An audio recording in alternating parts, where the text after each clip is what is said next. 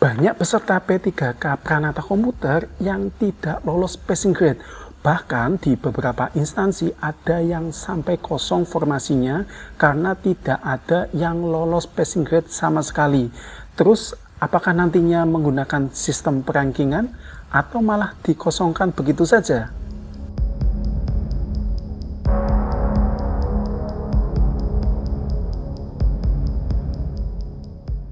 Ada beberapa alasan kenapa banyak peserta P3K Pranata Komputer ini tidak lolos passing grade. Yang pertama, naiknya nilai ambang batas kompetensi teknis. Berdasarkan Permen RB nomor 971 tahun 2022 tentang nilai ambang batas seleksi P3K untuk jabatan fungsional tahun anggaran 2022 disebutkan bahwa nilai ambang batas hampir semua jabatan fungsional ini mengalami kenaikan nilai ambang batas atau passing grade. Sebagai contoh, untuk jabatan fungsional Pranata Komputer ini naik dari 270 poin menjadi 293 poin. Perlu teman-teman ketahui bahwa pada P3K tahun 2021 saja ini masih banyak P3K Pranata Komputer yang tidak dapat memenuhi nilai ambang batas yang waktu itu hanya 270 poin. Apalagi sekarang sudah naik ya menjadi 293 poin. Tentu ini menjadi tantangan tersendiri bagi peserta tes. Yang kedua, ini munculnya soal-soal baru. Pada 2 minggu pertama tes, yaitu tanggal 10 sampai 24 Maret 2023, ini soal-soal yang muncul jauh berbeda dengan soal-soal yang muncul di tahun sebelumnya. Dugaan saya ini telah terjadi penambahan bank soal yang cukup signifikan dibandingkan tahun lalu. Alhasil teman-teman yang tes di minggu pertama ini akan kaget, shock, lemes ketika berada di ruang ujian. Mereka telah belajar soal-soal yang muncul pada CASN 2021, akan tetapi hanya sekitar 30% yang keluar. Rata-rata teman-teman yang tes di minggu pertama ini nggak lolos passing grade. Alasan yang ketiga yaitu tingkat kesulitan yang lebih tinggi dibandingkan CPNS. Pada hakikatnya seleksi P3K ini berbeda ya dengan seleksi CPNS. Jika CPNS ditujukan untuk fresh graduate yang belum memiliki pengalaman kerja, sebaliknya P3K ini ditujukan untuk orang yang sudah memiliki pengalaman kerja atau skill. Pengalaman kerja di sini adalah pengalaman kerja sesuai bidang tugas yang dilamar ya. Jika jabatan yang dilamar adalah Pranata Komputer, maka yang akan diujikan adalah soal-soal studi kasus yang ada di dunia IT. Kebanyakan soalnya lebih ke best practice dibandingkan teori. Nah, masalahnya yang bekerja sebagai honorer di instansi kan sebenarnya mereka pekerjaannya lebih ke arah administrasi ya, seperti membuat surat menyurat, menyiapkan presentasi sebagai bendahara dan lain sebagainya. Bukan pekerjaan IT seperti programming, teknisi jaringan, mengelola server dan lain sebagainya. Itulah sebabnya banyak peserta tes yang tidak memiliki pengalaman kerja di bidang IT akan mengalami kesulitan meskipun sudah belajar secara maksimal. Di sisi yang lain, ini perlu teman-teman ketahui ya, bahwa yang membuat soal-soal kompetensi teknis adalah instansi pembina masing-masing jabatan fungsional. Jadi khusus untuk Pranata Komputer, instansi pembinanya adalah Badan Pusat Statistik. Maka yang membuat soal kompetensi teknis adalah Badan Pusat Statistik. Ketika membuat soal, mereka mengangkat permasalahan IT yang terjadi di lingkungan BPS ya, sebagai acuan, seperti GIS dan pengolahan data. Nah, BPS juga merupakan instansi yang pertama memiliki server mainframe di Indonesia di era tahun 80-an. Oleh karena itu, nggak heran jika kalian ini akan menemui soal-soal seperti perekaman data GIS, analisis GIS level advance, Pada pengolahan data, kalian akan menemui searching, sorting, big data, level advance, ETL, dan lain-lain. Kalian juga akan menemui metode pengumpulan data seperti survei, kuesioner, dan wawancara. Kemudian kalian juga akan menemui soal-soal dasar statistik dalam pengolahan data seperti perintah average, min, max, dan lain sebagainya, khusus untuk peranata komputer terampil. Karena BPS juga mengelola mainframe dan jaringan skala besar, maka soal-soal infrastruktur IT dan komputer servernya ini lumayan banyak. Yang keempat, ini variasi soal yang sangat beragam. Saya menduga untuk soal-soal yang diujikan di P3K Pranata Komputer ini dibedakan menjadi 3 jenis variasi. Yang pertama yaitu variasi materi soal. Setiap soal ini akan dibuat menjadi beberapa versi. Misal ada pertanyaan berikut ini. Berikut ini yang bukan termasuk DML yaitu A. Create, B. Drop, C. Alter, D. Delete. Jawabannya adalah delete. Nah, soal tersebut ini kemudian dibuat variasi lagi. Misal, perintah delete termasuk dalam bla bla bla. A. DDL, B. DML, C. DCL, D. TCL. Jawabannya DML. Nah, jadi seperti itu ya untuk soal-soalnya. Ini ada yang dibolak-balik. Soal pertama pertanyaan jadi jawaban, soal yang kedua jawaban menjadi pertanyaan. Kemudian jenis variasi berikutnya yaitu variasi tempat ujian.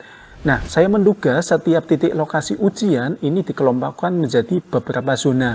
Mungkin untuk mempermudah koordinasi, zona-zona ini menyesuaikan dengan wilayah kerja BKN. Seperti kita ketahui ada 14 kantor regional BKN, yaitu Kanrek 1 BKN Yogyakarta, Kanrek 2 BKN Surabaya, Kanrek 3 BKN Bandung, Kanrek 4 BKN Makassar, Kanrek 5 Jakarta, Kanrek 6 BKN Medan, Kanrek 7 BKN Palembang, Kanrek 8 BKN Banjarmasin, Kanrek 9 BKN Jayapura, Kanrek 10 BKN Denpasar, Kanrek 11 BKN Manado, Kanrek 12 BKN Pekanbaru, Kanrek 13 BKN Aceh, dan Kanrek 14 BKN Manokwari. Nah, masing-masing wilayah kerja tersebut memiliki seri set soal yang berbeda. Kemudian selang 3-4 hari soal-soal tersebut ditukar silang atau dioplos dengan Kanrek BKN yang lain, sehingga peserta akan mendapatkan soal-soal yang berbeda, selalu fresh dengan peserta yang tes di hari sebelumnya. Variasi berikutnya yaitu masalah variasi waktu. Nah, sudah menjadi momok ya kalau yang tes di minggu-minggu awal ini akan menjadi kelinci percobaan. Sementara yang tes di akhir ini akan diuntungkan karena sudah banyak FR yang beredar di internet. Namun nampaknya untuk tim pembuat soal ini sudah mengantisipasi hal ini dengan membuat variasi soal yang jauh berbeda. Jika soal-soal 2 minggu pertama ini banyak soal yang bersifat teknis, maka soal-soal yang ada di minggu ketiga dan seterusnya akan lebih banyak didominasi oleh soal penalaran. Itulah kenapa orang-orang yang belajar FR kemudian ia tes di minggu ketiga ini banyak ya yang terkena jebakan Batman karena soal-soalnya sudah berbeda komposisinya dengan FR yang muncul di awal-awal tes. Kemudian alasan yang kelima kenapa banyak P3K Pranata Komputer yang tidak lolos passing grade yaitu komposisi soal yang tidak berimbang dengan materi kisi-kisinya. Komposisi soal yang tidak berimbang ini maksudnya seperti ini ya teman-teman ya. Misal kisi-kisi materi soal Pranata Komputer ahli pertama ini ada 8 poin. Maka kalau jumlah soalnya ada 90 soal untuk yang teknis, setiap materi ini harusnya diwakili oleh 90 dibagi 8 atau sekitar 11-12 soal. Namun faktanya nggak seperti itu teman-teman. Ada peserta Pranata Komputer Terampil yang mendapatkan soal misalkan tentang metode data. Ini sebanyak 30 soal. Ya kalau peserta ini belajarnya tentang itu, maksudnya tentang metode data, ini beruntung banget ya. Tetapi kalau mereka itu tidak belajar sama sekali di metode data, tentunya ya ini akan membuat wassalam ya, nilainya bisa anjlok. Kemudian yang keenam yaitu ada beberapa soal yang tidak sesuai dengan kisi-kisi soal ya.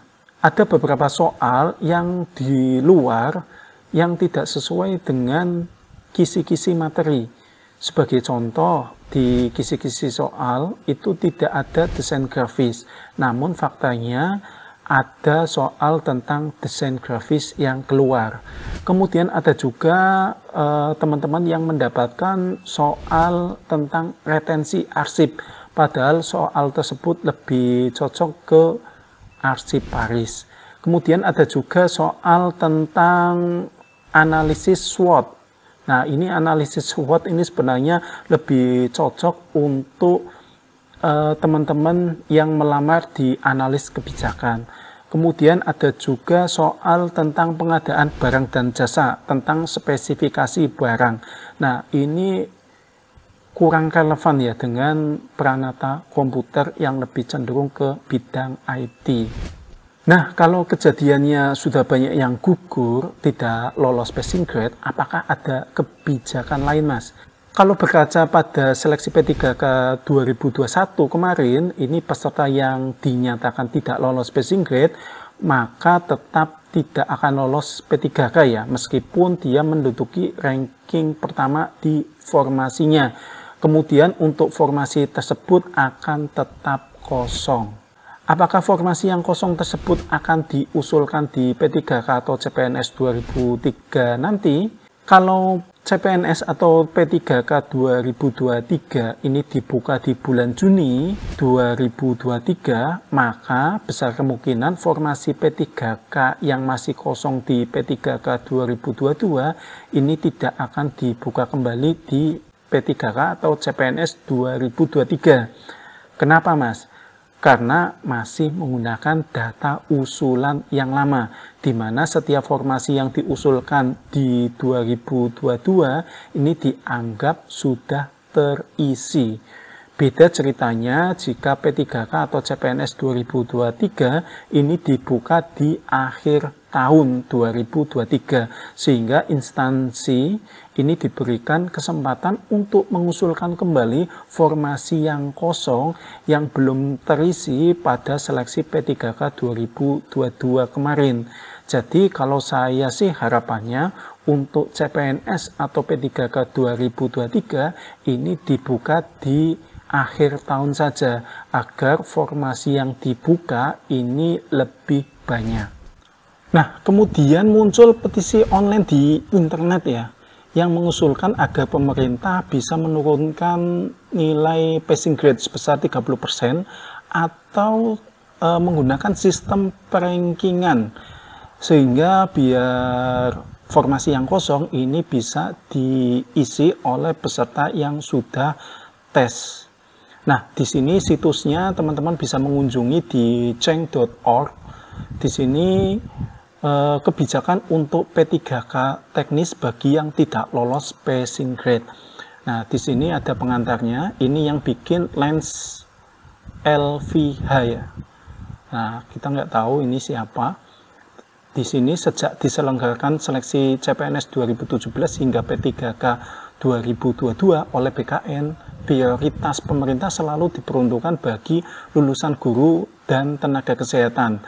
Dalam perencanaan P3K 2023 pun demikian.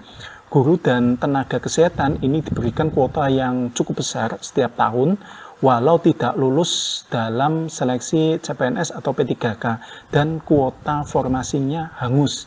Masih ada kesempatan untuk tahun berikutnya. Selain itu, mereka juga diberikan banyak keuntungan berupa afirmasi tambahan berdasarkan usia, lokasi penempatannya, dan lainnya sehingga dapat lebih mudah lolos seleksi. Di sisi yang lain, lulusan yang tidak tergolong dalam rumpun ilmu kesehatan dan keguruan atau dalam hal ini dikategorikan menjadi tenaga teknis ya, selalu dijadikan anak tiri oleh pemerintah. Kuota formasi yang diberikan dalam seleksi CPNS atau P3K untuk tenaga teknis ini selalu kecil. Beberapa formasi tertentu hanya diberikan satu kuota, bahkan tidak sama sekali tiap tahunnya, padahal pelamarnya bisa sampai ratusan per instansi. Nah, ini saya komentari dulu ya teman-teman ya. Jadi pemerintah ketika membuat formasi jabatan itu berdasarkan analisis kebutuhan ya, di mana analisis kebutuhan itu sudah ada perhitungan-perhitungannya. Guru kenapa banyak formasi yang dibuka? Ya karena di dinas pendidikan itu terdiri dari sekolah dasar, SMP, itu masing-masing SD aja sudah banyak sekali ya jumlahnya ya, karena SD itu setiap desa atau kelurahan itu pasti ada. Kemudian SMP itu setiap kecamatan pasti ada. Nah, dengan demikian kebutuhan untuk guru itu cukup lumayan banyak. Apalagi setiap SD itu kan nggak cuma satu guru ya, ada 6 kelas. Idealnya itu minimal ada 3 guru untuk PNS dan 3 guru untuk P3K. Itu kebutuhannya. Demikian juga untuk tenaga kesehatan. Tenaga kesehatan itu kan ditempatkan di rumah sakit dan di puskesmas. Nah, puskesmas itu setiap kecamatan pasti ada. Nah, tenaga kesehatan itu juga banyak sekali ya teman-teman ya. Terdiri dari dokter, kemudian perawat, kemudian ada nutrisionis, kemudian ada radiografer, kemudian ada fisioterapis dan lain sebagainya. Jadi tenaga kesehatan itu jumlahnya banyak. Kemudian ada bidan juga di dalamnya. Nah, jadi lumayan banyak ya teman-teman ya. Kemudian untuk tenaga teknis. Nah, tenaga teknis ini memang jumlahnya kecil. Karena apa? Karena yang dibutuhkan juga sedikit teman-teman. Misalkan untuk peranata komputer, itu paling kebutuhannya setiap OPD atau perangkat daerah atau dinas, itu untuk prakom ahli pertama cuma 1 teman-teman. Kemudian terampilnya juga cuma 1. Kemudian untuk kecamatan, itu formasinya yang dibutuhkan paling hanya 1. Nah, jika di masing-masing perangkat daerah tersebut sudah ada peranata komputer, maka tidak akan dibuka lagi teman-teman. Kita lanjutkan baca ya. Apakah dalam pelaksanaan tugas di bidang kesehatan dan pendidikan hanya membutuhkan guru dan tenaga kesehatan saja? Tentu tidak. Tenaga teknis juga banyak yang berkontribusi di bidang kesehatan dan pendidikan serta dalam pelaksanaan birokrasi pemerintahan, namun tidak pernah diprioritaskan. Pada seleksi P3K 2022, banyak peserta yang tidak lolos passing grade karena soal-soal kompetensi teknis tidak relevan dengan jabatannya dan standar passing grade tinggi. Hal ini membuat sehingga banyak formasi yang kosong.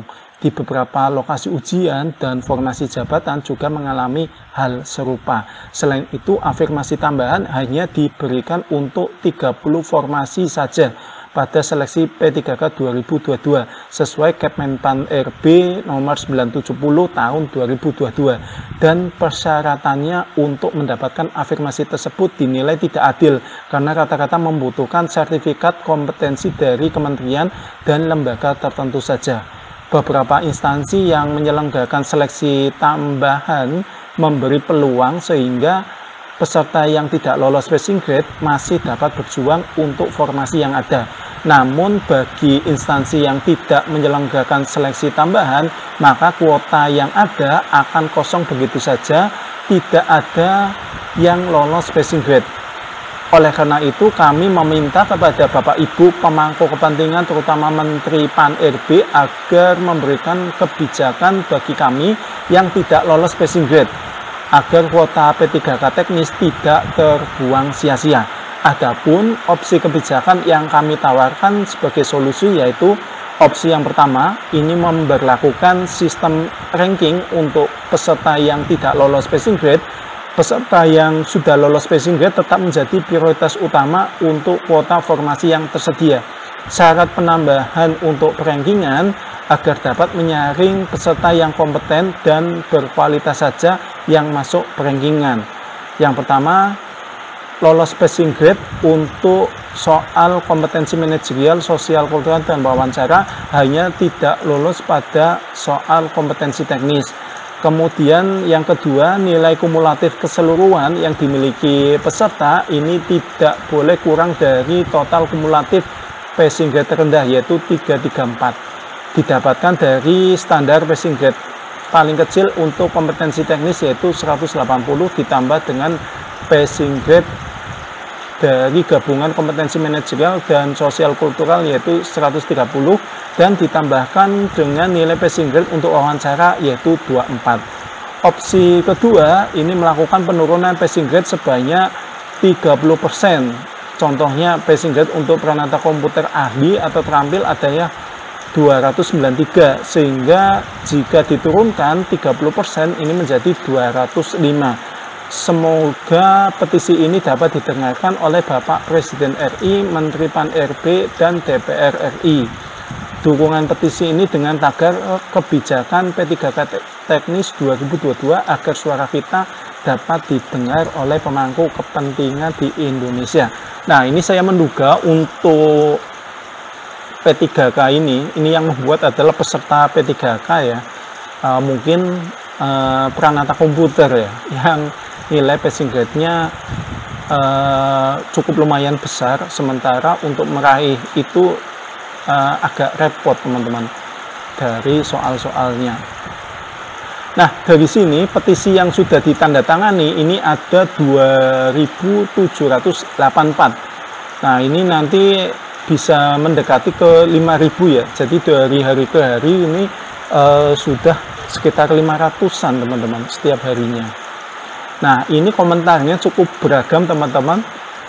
Ini Syarifah Nurul Aini, passing grade yang terlalu tinggi untuk teknis dan perlu adanya afirmasi bagi pelamar yang bekerja di OPT tersebut untuk jabatan yang dilamar dengan mempertimbangkan masa kerja lebih dari 5 tahun. Kemudian tenaga teknis, menurut Kak Ajeng ini, tenaga teknis yang sangat dibutuhkan di bangsa kita bukan hanya kesehatan dan guru. Kemudian Fatimah berharap ada kebijakan berupa prioritas kepada peserta P3K yang lolos subtes dengan pertimbangan karena terlalu lama. Oke, ini beberapa keluhan-keluhan ya yang muncul yang ada di komentar petisi online ini. Kemudian saya mau menggarisbawahi ya, jadi untuk P3K teknis ini karena rumpunnya banyak ya, jenis jabatannya banyak dan tidak ada organisasi yang menaungi. Beda kalau misalkan untuk yang guru itu ada PGRI ya, di mana PGRI tersebut ini selalu menyuarakan teman-teman yang belum lolos P3K. Mereka selalu menyuarakan ke DPR sehingga bisa difasilitasi dalam rapat aspirasi gitu ya, rapat dengar pendapat lah seperti itu.